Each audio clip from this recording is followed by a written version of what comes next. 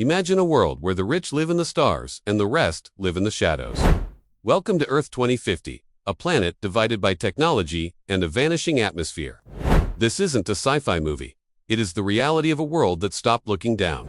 While the moon has luxury villas, Earth has neon slums powered by ancient scrap. The air in the cities is thick with the hum of 1 billion delivery drones.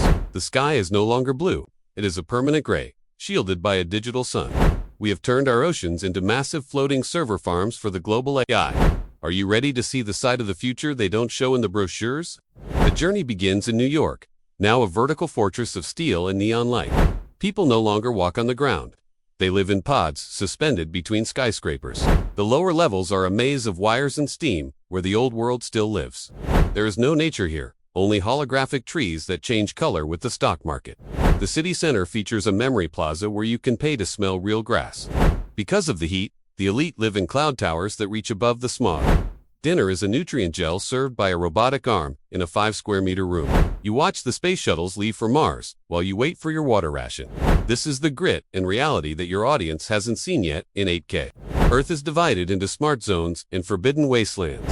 In the smart zones, every movement is tracked by a silent, invisible police AI. The technology of 2050 has solved the climate, but it has cost us our privacy. We harvest the heat of the subways to keep the massive data centers running.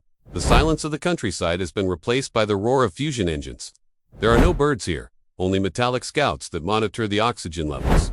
The children of Earth will never know what it feels like to see a clear night sky. They grow up dreaming of the moon, looking at it through a layer of digital haze. This planet is no longer the center of the universe. It is the engine room. We have mastered the art of surviving, but we have forgotten the art of living. The future of our species is split between the red dust and the neon rain. We didn't just lose our home, we traded it for a faster connection to the void. Subscribe now to see the truth about the world we are building for tomorrow.